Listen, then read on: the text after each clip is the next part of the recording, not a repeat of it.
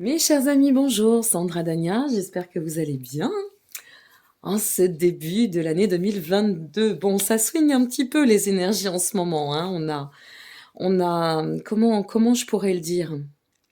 Enlever les carapaces, exhorter pas mal de peur, épurer énormément sur 2021, recentrer peut-être même à l'extrême pour certaines et certains. Bref, on est sur un vrai tournant et une forme, je dirais, pour cette année 2022 de chrysalide, hein. Il y a quelque chose qui est en train de s'ouvrir, de s'émanciper. Alors on sent que c'est assez naissant, hein. On sent qu'on est à l'aube de quelque chose, mais moi j'ai vraiment même si ça va pas être encore simple et de tout repos, j'ai vraiment pleinement beaucoup plus confiance vers ce vers quoi nous tendons, voilà, comparé à ce que nous venons de traverser. Et puis les configurations astrologiques vont nous ficher un petit peu la paix aussi, ça va faire du bien. Ça ne veut pas dire que le ciel sera tout beau, tout bleu, tout rose non plus. En même temps, un ciel rose, c'est pas très annonciateur de bonnes choses, mais ce sera quand même beaucoup plus tempérant. Ok, donc allez, on part avec plein de bonnes énergies, plein de bonnes idées.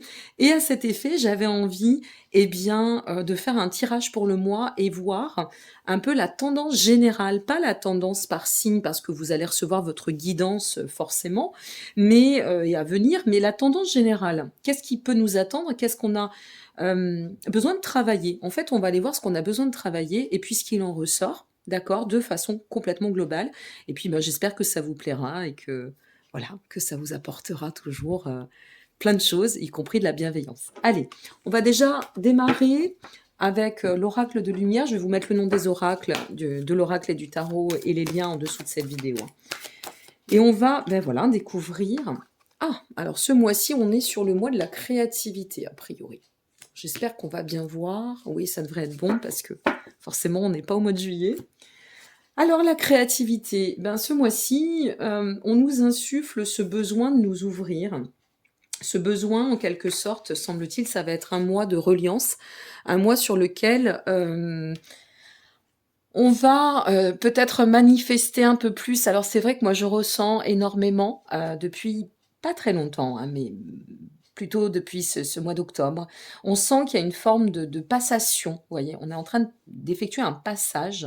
Alors un passage en un mot, un passage en deux mots aussi, à manifester à travers notre instinct, à revenir peut-être sur des prédispositions ou des, comment dire, des cheminements beaucoup plus dimensionnés, où on va faire plus appel à notre richesse intérieure, on va laisser parler notre être, notre puissance créatrice, notre instinct, vous voyez. Et la carte de la créativité, ça reflète un petit peu et ça reprend tout cela. On parle de connexion aussi quand on parle de créativité, entrer dans un lien bien plus supérieur au côté rationnel, aller dans l'expression de notre profondeur, de ce qu'il y a aussi au fond de notre cœur. C'est ça, hein, la créativité, c'est de laisser parler en fait notre petite voix, de nous laisser porter dans ce manifeste qui nous apporte de la joie, qui va nous apporter de la bienveillance, qui va nous apporter beaucoup au niveau nourriture intellectuelle, qui va aussi déclencher des nouveaux concepts. Donc, a priori, ce mois de janvier, donc premier mois de l'année, semble être placé sur cette traversée. Je vais aussi faire référence à l'intuitif, forcément.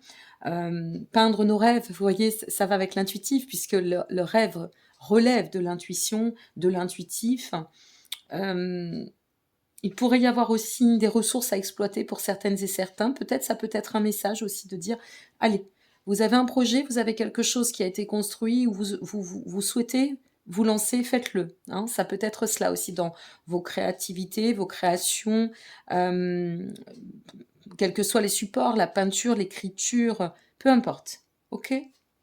Donc il y a quelque chose à observer dans la reconnexion et dans l'expression de notre richesse intérieure pour ce mois de janvier. Bon, ça, c'est notre vibration générale pour ce mois de janvier. Je vais essayer de bien cadrer. Voilà.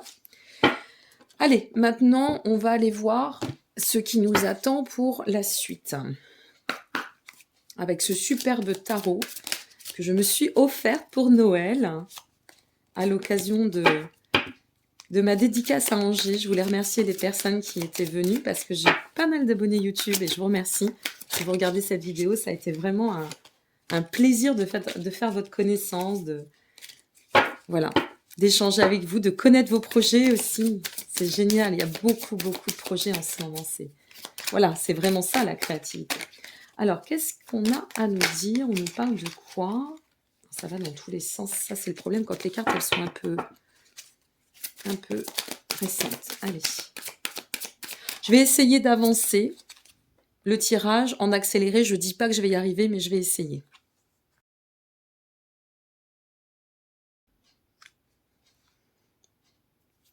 Ok. Bon, logiquement, vous avez dû voir en avancée. On verra le dos de deck après. Alors, qu'est-ce qu'on nous dit par rapport à tout ça? Au niveau du chemin à accomplir sur ce mois de janvier, on commence avec un 3 de bâton qui s'ensuit de l'ermite, puis du monde, et enfin du 5 de bâton. Alors là, c'est super riche. Parce que notre 3 de bâton, il vient quand même nous faire référence à tout ce qui va être développement. Donc, on insiste sur cette nécessité de devoir planifier nos expansions, de devoir en fait envisager notre avenir, d'accord, de poser les graines de l'avenir. Ça, c'est vraiment la représentation de l'observation nécessaire sur l'avenir et sur la perspective que l'on a envie de donner à notre chemin, que ce soit notre état d'être, notre cheminement intérieur, mais que ce soit aussi notre cheminement existentiel. Vous voyez, cet oracle est magnifique, avec cet homme qui regarde cet horizon, qui se place dans cette découverte, et qui est bien dans un cycle avec l'ermite. C'est intéressant parce que on nous parle de potentialiser, d'accord, de planifier cette expansion, cet axe de développement, et avec l'ermite derrière, eh bien, on vient nous dire, bon, ok, c'est un temps, en fait, de prise de recul, d'introspection nécessaire pour pouvoir poser en sagesse, en conscience, cette nouvelle créativité. J'allais employer ce mot, mais ça va très très bien et de pair avec le tirage finalement. Poser notre planification, mais de façon très sage, très mesurée, vous voyez. Ne pas se lancer à corps perdu, prendre vraiment soin d'organiser. Ça va être très important sur ce mois de janvier, j'ai l'impression. L'organisation. L'ermite, c'est aussi une figure qui va nous parler de patience, de porter des bonnes réflexions, de revoir si nécessaire. Peut-être aussi, pour envisager l'avenir, est-il nécessaire pour certaines et certains de marquer une rupture, une fracture avec ce que l'on connaît déjà ou avec ce que l'on doit encore lâcher. C'est pas parce qu'on parcourt un chemin ou un cheminement que tout est réglé. Non, bien au contraire, c'est après au fur et à mesure qu'on rectifie, qu'on recentre. Et c'est d'autant nécessaire parce que on suit avec le monde et le 5 de bâton. Alors, le monde nous parle de fin de cycle, vous voyez, c'est pour ça que je vous parlais peut-être de fracture nécessaire, mais au moins de pouvoir travailler sur une planification qui nous amènera à pouvoir enfanter le renouveau et atteindre une prochaine étape d'accomplissement dans le cadre de ce mois de janvier, d'aller au moins dans l'état de se ressentir prêt à accueillir et à manifester cette réalisation, voire pour certaines et certains aussi, et ce serait envisageable, pourquoi pas la récolte sur les efforts. Alors, il y a juste ce 5 de bâton qui vient un petit peu nous parler de conflit. Le 5 de bâton, il est quand même... C'est une carte qui est représentative de dissension, de conflit, mais ça peut être aussi une notion de défi, ok? Envisager le défi, se mettre au défi, comme si nous avions une trame sur ce mois de janvier où on nous dit, bon, il faut que tu élargisses ton champ de perception, tu ressens bien que ici, avec ce 3 de bâton, tu es dans un axe de développement où tu y tentes, ou du moins, il faut que tu agisses avec mesure, sagesse, lucidité, discernement pour pouvoir enfanter cette notion de renouveau, atteindre cette étape de plein accomplissement, voire d'aboutissement, ou peut-être de commencer à récolter pour pouvoir d'autant aller à cette expansion, pardon. Et ça n'est pas sans... Vous voyez, c'est cette notion, moi je dirais plus, ça n'est pas sans mettre un pied dans le défi. se défier soi-même, défier, peut-être dépasser aussi, surmonter les blocages, surmonter, rester dans cette persévérance qui va nous amener à pouvoir en fait, eh bien oui, peut-être est-il nécessaire de une fois de plus, une fracture ici, un combat là, peut-être il sera nécessaire pour certaines et certains d'être dans cette action, peut-être un peu plus osante, un peu plus, hem, ouais, virulente, on va le dire ainsi, mais peut-être plus, énergisante, vous voyez? Quelque chose qui nous amène à dire: «Bon allez, je sors de ma coquille et j'y vais.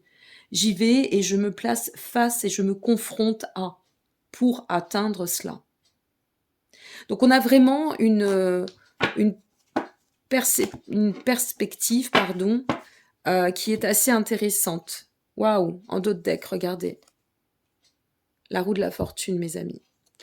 La roue de la fortune sur la reine de coupe et l'empereur. Ouf! Ça va déménager. Bon, la roue de la fortune, vous voyez, en finalité et en dos de deck, c'est vraiment, de pouvoir actionner le cycle de l'existence et d'optimiser un changement qui est soit en cours, mais de toute façon en devenir aussi par définition. Et ça, cette carte-ci peut nous parler aussi ou faire référence de saisir les occasions, enfanter un renouveau afin de saisir les occasions et tout ce qui a pu nous entraver, toutes les blocages, les personnes qui pourraient venir nous freiner, on dépasse et on surmonte les obstacles ici, avec notre 5 de bâton. La roue de la fortune nous amène, nous pousse à persévérer pour aller de l'avant, d'accord? Tout à l'heure, je parlais de mise au défi. La roue de la fortune nous précise aussi que par cette carte, c'est une mise au défi pour évoluer d'autant. OK, par rapport à ce que l'on aspire et ce que l'on attend dans la vie. Attention, ça reste une guidance totalement générale. Donc ça peut parler, peut-être ça va vous parler pour le plan sentimental ou professionnel ou matériel ou totalement émotionnel et personnel. C'est vraiment pour tous les registres et ça reste en fait une vision d'ensemble que je vous offre, hein, simplement. Alors, nous avions la roue de la fortune ici avec la reine de coupe, comme je vous le disais, et l'empereur. J'aime bien regarder, en suivant un peu et en plus la reine de coupe, c'est vraiment une figure qui vient nous parler de petites voix intérieures, vous voyez? Revenir, se connecter à qu'est-ce que je ressens vraiment? Qu'est-ce que j'ai envie de comment j'ai envie de cheminer? Qu'est-ce que j'ai encore à comprendre ou que je dois, bien poser en termes de réflexion pour pouvoir enfanter la suite de mon chemin? Et forcément, ça peut passer par je dois, pousser, voilà, de manière un peu plus énergisante, peut-être un peu plus pugnace pour ou peut-être cela veut dire aussi que le défi est sur vous-même, mes amis. C'est-à-dire ose faire et ose-toi te mettre de toi-même dans le défi pour atteindre ce cycle de l'existence, permettre à la roue, de t'offrir un revers, sortir peut-être d'un cycle d'échecs, d'offrir ce changement, cette perspective et avec notre reine de bâton, on nous dit: «Fais-toi confiance, fais-toi confiance, fais-toi confiance» et je vais finir avec l'empereur simplement. L'empereur va venir nous parler de maturité, va venir nous parler d'émancipation, de structure, de discipline.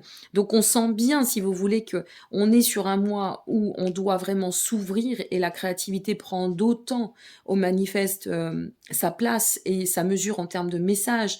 Parce que cette notion, si vous voulez, de créativité, ça fait vraiment aussi référence à ce besoin de voir avec des nouvelles aspirations, d'accord? Le chemin, peut-être sortir, d'une forme d'insouciance pour se connecter, d'autant à cette forme de croisade créative qui va nous amener à sortir aussi des fausses croyances, à libérer nos élans. OK?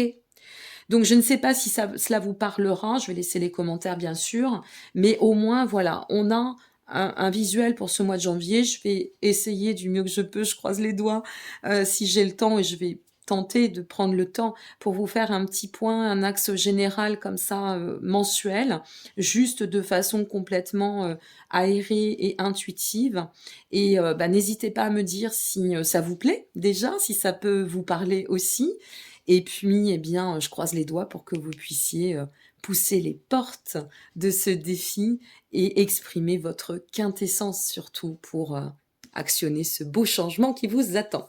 Je vous dis à très bientôt, je vous embrasse. Au revoir.